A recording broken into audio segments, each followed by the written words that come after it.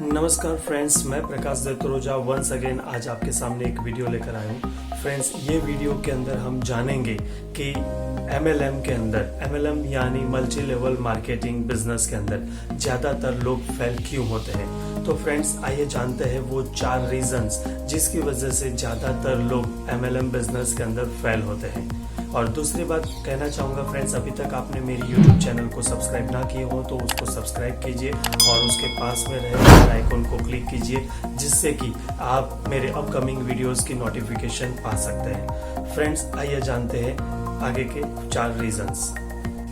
Yes friends, तो पहला reason ये है कि फ्रेंड्स, इस बिजनेस के अंदर सक्सेस ना मिलने की वजह है हमारी पुअर मेंटालिटी। यस फ्रेंड्स, किसी भी बिजनेस को अगर आप करते हो तो उसके अंदर जरूरी है आपकी मेंटालिटी क्या है।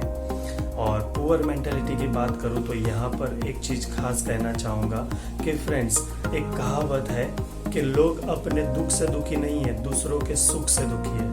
और ये मेंटालिटी जब कभी भी कोई एक इंसान किसी दूसरे इंसान को बिजनेस दिखाने के लिए जाता है तो ज़्यादातर लोगों के दिमाग में पहले यही क्वेश्चन आता है कि इस व्यक्ति को जरूर लाभ होता होगा तभी वो मेरे पास आया है। तो फ्रेंड्स, यहाँ पर सबसे पहले हमारी पुअर मेंटेलिटी ये साबित होती है कि हमारा नज़रिया ये नहीं है कि हमें क्या बेनिफिट मिल रहा है, लेकिन हम यही सोचते रहते हैं कि सामने वाले को क्या बेनिफिट हो रहा है। तो उसकी वजह से क्या होता है कि हम हमारा जो बेनिफिट है वो देख ही नहीं पाते कि हमें कुछ एक छोटे से पैकेज के साथ, कुछ एक प्रोडक्ट्स परचेस करने के साथ हमें एक बहुत ही बड़े बिजनेस ऑर्गेनाइजेशन के साथ जुड़ने का मौका मिल रहा है।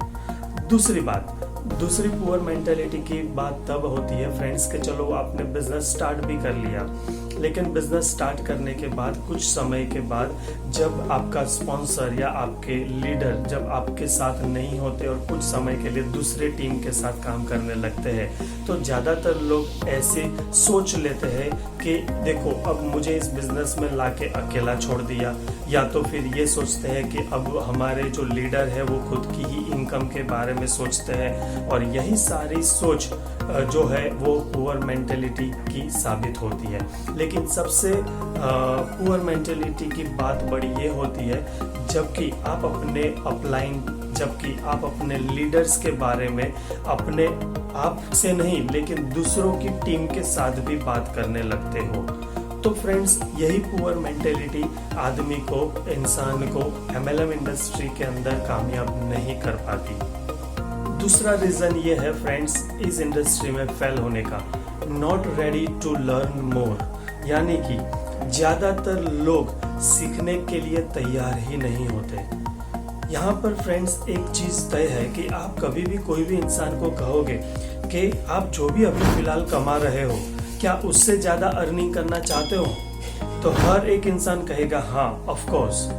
लेकिन फ्रेंड्स, जब इस बिजनेस के अंदर लोग आते हैं, जुड़ भी जाते हैं, लेकिन उसके बाद जब भी उसके लीडर्स उसको अलग अलग स्किल के लिए कुछ नए चेंजेस करने को बोलते हैं, अपने आप के अंदर अपडेट करने को बोलते हैं, तो उस टाइम पे ज्यादातर लोगों के रीजंस होते हैं कि नहीं मैं ये नहीं कर सकता, नहीं मुझे ये नहीं आता, नहीं ये मेरे बस की बात नहीं है।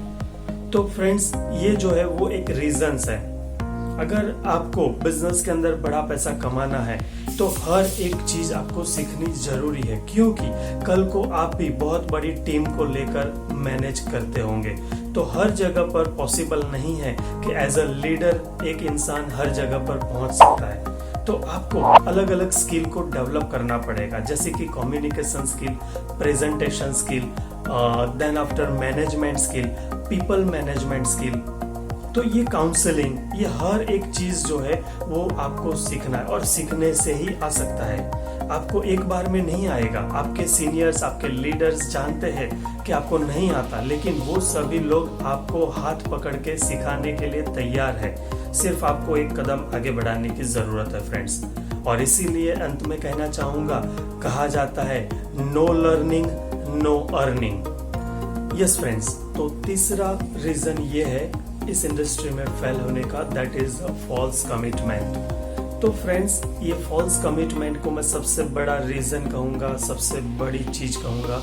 अगर इस चीज में इम्प्रूवमेंट हो जाए तो इंसान सही में एक लंबे समय के बाद भी कामयाब हो सकता है। क्योंकि ऐसा कहा जाता है जब भी आपको कोई इमारत खड़ी करनी हो तो उसकी नींव जो है वो नींव को बहुत ही पक्का बनाना पड़ता है।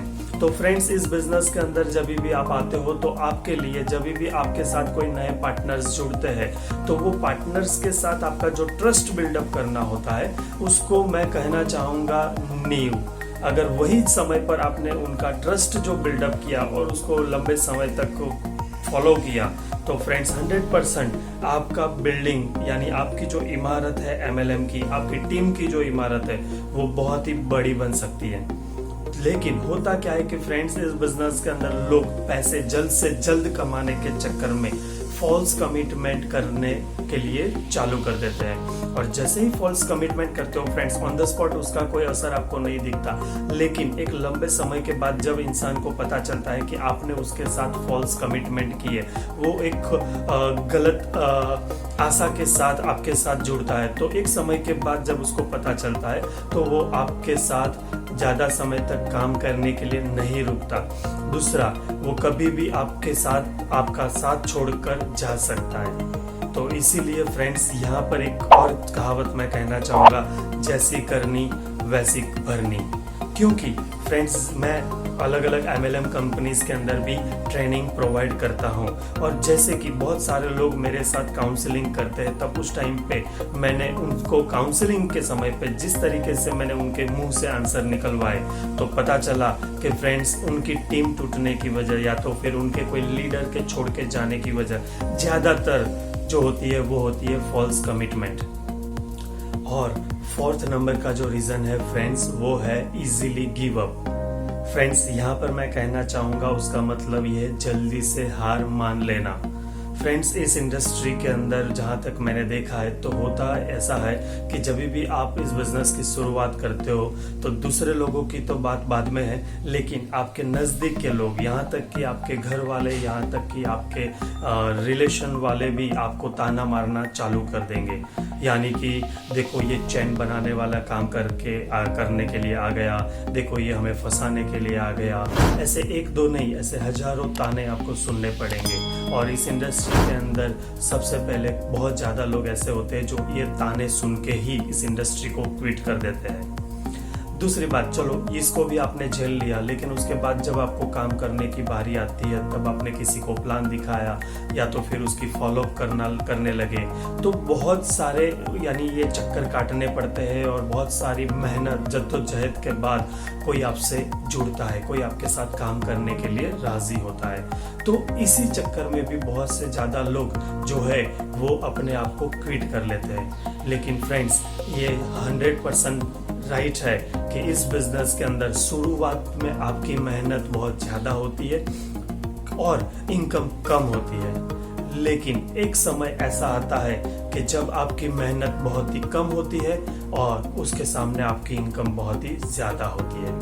तो फ्रेंड्स, ये 100% तय है और इसीलिए मैं कहना चाहूँगा ये एक फील्ड में नहीं, आप कोई भी फील्ड में जाओगे तो ये 100% जरूरी है कि नो पेन नो गेन। तो यहाँ पर फ्रेंड्स, इस इंडस्ट्री को लेकर मैंने जो 4 रीज़न बताए, ये इस इंडस्ट्री के अंदर ज़्यादातर लोगों के फेल होने के रीजंस है। अगर आप इस इंडस्ट्री के अंदर आ रहे हो तो इस चारों रीज़न को ध्यान में रखिए। और अगर आप इस इंडस्ट्री के अंदर ऑलरेडी हो तो फ्रेंड्स, मैं कहना चाहूँगा इस चारों रीज़न के सामने लड़ जाना। इस चारों रीजंस को मात देकर आपको आगे बढ़ना है। आपकी सफलता 100% तय है। और फ्रेंड्स, अगर आपको ये वीडियो अच्छा लगा हो तो इसको लाइक कीजिए और दूसरे आपके फ्रेंड्स लोगों को भी शेयर कीजिए। Thank you so much. Wish you all the best.